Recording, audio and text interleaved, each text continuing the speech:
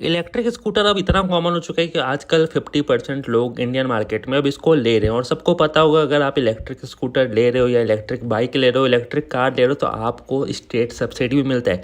कुछ लोग इसको इग्नोर कर देते हैं, बोलते हैं कि छोड़, मिलेगा तो देखा जाएगा। कहीं पे कोई बोलता है कि अपने आप आपके अकाउंट में आ जाएगा, कहीं कंपनी बोलती है कि आपको ऐसा कुछ प्रोसीजर फॉलो करना पड़ेगा, और कहीं पे तो कुछ बोला ही नहीं जाता। तो कस्टमर को लगता है कि स्टेट सब्सिडी हमारे यहाँ मिलता नहीं है। बट अगर आप किसी भी स्टेट से हो, कश्मीर से कन्याकुमारी तक, बस एक दो स्टेट है जहाँ पे आपकी स्टेट सब्सिडी नहीं मिलती, बाकी आपकी 25 स्टेट में तो सब्सिडी कंफर्म मिलती है। और वो घर बैठे नहीं मिलने वाला। मैं फिर रिपीट कर रहा हूँ, चाहे आप बाइक लो, कार लो, ओला लो, एथर लो, electric rickshaw, electric bus, TVS की अपनी iQube हो गया और टाटा नेक्सॉन हो गया, मतलब कार से लेकर बाइक, स्कूटी, टाटा टियागो, सब कुछ। अगर आप ईवी का कोई भी चीज़ ले रहे हो ना, ग्रीन नंबर प्लेट की गाड़ी, तो आपको उसका 10% अमाउंट का सब्सिडी स्टेट के तरफ से आएगा, कंफर्म आएगा। अब वो कैसे आएगा, वो प्रोसीजर आपको मैं स्टेप टू स्टेप वाइज बताऊंगा। देखो, थोड़ा सा आप लोग को पता भी होगा तो आप लोग उसको इग्नोर कर देना, क्योंकि मैं एकदम बेसिक से बताऊंगा कि क्लास 7 का ही बच्चा ना जाके अपनी सब्सिडी ले ले। सबसे पहले काम, जैसे ही आप अपनी स्कूटर की डिलीवरी लेते हो, फर्स्ट स्टेप, वहाँ पे आपको आरसी के लिए अप्लाई करना पड़ता है शोरूम की तरफ से, और कई शोरूम वाले अपने से अप्लाई कर देते हैं। और आपकी आरसी कार्ड घर आने में भले ही 15 दिन लगे, बट आपके गाड़ी का नंबर 1-2 दिन में ही आ जाता है। और आपके पास एक फॉर्म में, फिजिकल फॉर्म पेपर में, एक आपका डिटेल्स आ जाता है, ओनर का नाम, आरसी नंबर यानी कि अपनी गाड़ी का रजिस्ट्रेशन नंबर, सब कुछ लिखा जाता है। तो ठीक है, आप दूसरे स्टेप में बढ़ो। आपका जैसे ही आरसी कार्ड आ जाए घर में, जो कि पीवीसी कार्ड होता है, जो ओनर के नाम पे गाड़ी रहेगी उसी के नाम पे आरसी कार्ड रहेगा। और ओला में ऐसा सिस्टम है, आप जिस नंबर से पेमेंट करोगे उसी के नाम से आईडी रहनी चाहिए, उसी के नाम से आरसी बननी चाहिए। वो भी मैं थोड़ा सा क्लियर कर दूंगा। अब उसके बाद इलेक्ट्रिक शोरूम पे अगर आप लोग सोचते हो कि मैं तो पूरा कैश पेमेंट देके गाड़ी लेता हूँ, सिर्फ ओला में वाला सिस्टम नहीं है। अगर मैं टीवीएस iQube लेने जाऊँगा तो मैं 1 लाख, जितना भी 1,20,30 हज़ार, अगर मैं ऑन कैश देता हूँ तो मुझे अपना अकाउंट देने की ज़रूरत नहीं पड़ती। बट वहीं पर अगर मैं इलेक्ट्रिक गाड़ी ले रहा हूँ तो वहाँ पे उन लोग मेरे से एक अकाउंट नंबर मांगेंगे कि सर आपकी सब्सिडी अमाउंट इसमें आएगी। तो उस टाइम मैं अपने पापा का दे सकता हूँ, अपनी मम्मी, अपनी बहन, अपने छोटे भाई, किसी का भी मैं वहाँ पे आधार कार्ड और वहाँ पे बैंक अकाउंट का पासबुक का फ़ोटोकॉपी जमा कर सकता हूँ। वहीं दूसरी तरफ ओला में क्या सिस्टम है कि जो पर्सन गाड़ी ले रहा है उसी के नाम से, उसी के अकाउंट से पैसा कटेगा। मतलब कि अगर किसी की एज 18+ हुई है और वो कैपेबल है, उसके नाम पे अगर वो ईएमआई पे गाड़ी ले सकता है, तो उसी के अकाउंट पे सब्सिडी आएगा।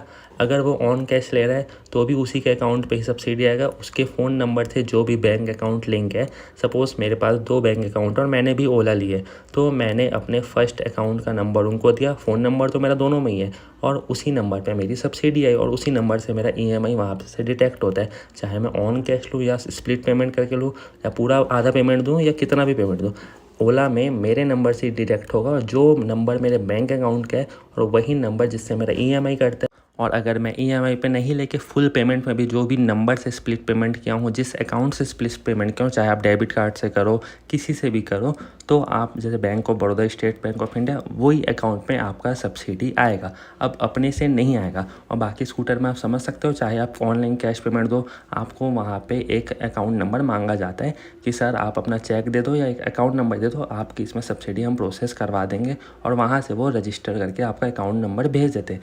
अब यहाँ पे लोग सोचते हैं कि वो अपने से आएगा, बट 2 साल हो जाते हैं किसी का सब्सिडी आता नहीं है, जबकि ये प्रोसेस बिल्कुल 2 से 3 महीने का भी नहीं है।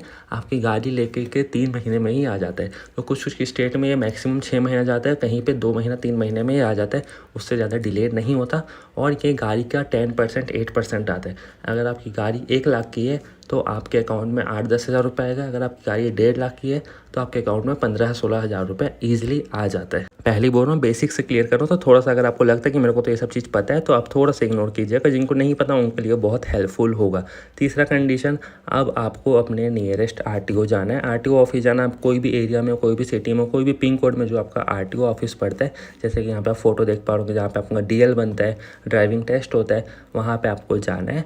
और आप जैसे ही इलेक्ट्रिक स्कूटर या कार लोगे तो आपको डॉक्यूमेंट दिए होंगे। आरसी डॉक्यूमेंट होता है, रजिस्ट्रेशन का जितना भी डॉक्यूमेंट है, इंश्योरेंस का डॉक्यूमेंट है, वो दोनों का बस आपको फ़ोटोकॉपी ले जाना है, अपना आधार कार्ड का फ़ोटोकॉपी ले जाना है, अपनी 2 पासपोर्ट साइज़ फ़ोटो रखनी है और जिस बैंक अकाउंट को अगर आप दियो ऑन कैश पेमेंट करने में, और ओला वालों के लिए तो आसान रहता है, जिस नंबर से आपका पेमेंट कटा है, जिस बैंक अकाउंट से, जिस डेबिट कार्ड से कटा है, वही अकाउंट का पासबुक आपको फ्रंट पेज का फ़ोटोकॉपी करवाना है और वहाँ पे जाके इन सब को जमा कर देना है।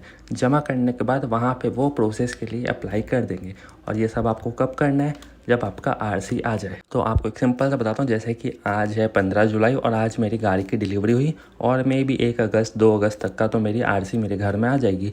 तो मुझे 5 अगस्त को मैं आरटीओ जाऊँगा, अपने डॉक्यूमेंट, अपनी आरसी, अपना फ़ोटो, अपना बैंक पासबुक और अपने जो ड्राइविंग लाइसेंस है कभी कभी वो भी मांग देता है। जो आपका आरसी कार्ड है वो आपका चाहे पेपर फॉर्म में रहे या आपका पीवीसी फॉर्म में रहे, उसका आपको फ़ोटोकॉपी सबमिट कर देना। देखो कितना सिंपल सा प्रोसेस है।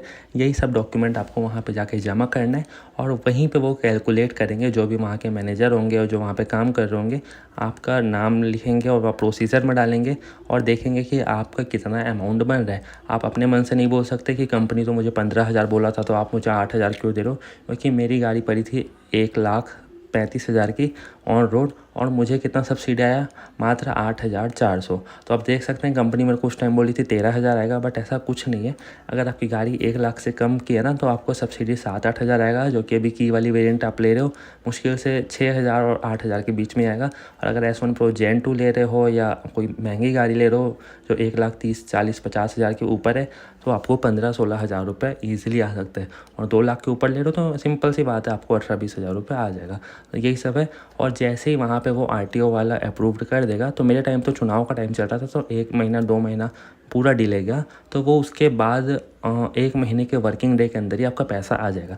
तो जैसे कि मैंने आपको एग्जांपल दिया था कि आज मेरी गाड़ी की डिलीवरी हुई 15 जुलाई को, 5 अगस्त को मैं आरटीओ गया, अपना डॉक्यूमेंट सबमिट किया और सितंबर स्टार्ट होने से पहले ही मेरे अकाउंट में मैं कोई भी गाड़ी लूँ उसका सब्सिडी अमाउंट आ जाएगा। तो इतना ही सिंपल सा प्रोसेस है, आपको कुछ भी करने की ज़रूरत नहीं है। और प्लीज़ वीडियो को शेयर करना। अब इम्पॉर्टेंट बात, किस स्टेट में सब्सिडी मिलता है किस में नहीं मिलता, क्योंकि कुछ लोग कन्फ्यूज़ रहते हैं, किसी के शोरूम वाले झूठ बोल देते हैं हाँ मिलता है, और कुछ लोग के स्टेट में मिलता है और उन लोगों को पता भी नहीं रहता मिलता है कि नहीं। तो मैं छत्तीसगढ़ से हूँ तो मैं कंफर्म बोल सकता हूँ जी हाँ यहाँ मिलता है। 3 से 6 महीने का प्रोसेस है, आपकी गलती की वजह से लेट हो सकता है। बाकी अगर आप ये सब प्रोसीजर फॉलो करोगे और जो भी स्कूटी लो, ई रिक्शा लो, कुछ भी लो, बस ले लो या इलेक्ट्रिक एरोप्लेन ले लो, मैं मजाक से बोल रहा हूँ, तो आपको सब में सब्सिडी मिलेगा। छत्तीसगढ़ में, दिल्ली में मिलता है।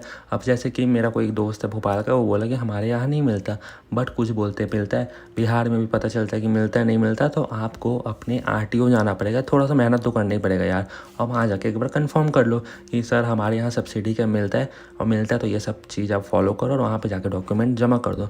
बहुत ही सिंपल सा काम है। और नीचे कमेंट सेक्शन तो आप लोग के लिए मदद के लिए खुला ही है। आप लोग 24/7 कमेंट करो और इस वीडियो को सेव कर लो, शेयर कर लो और प्लीज़ सब्सक्राइब कर दो चैनल को। Thanks for watching.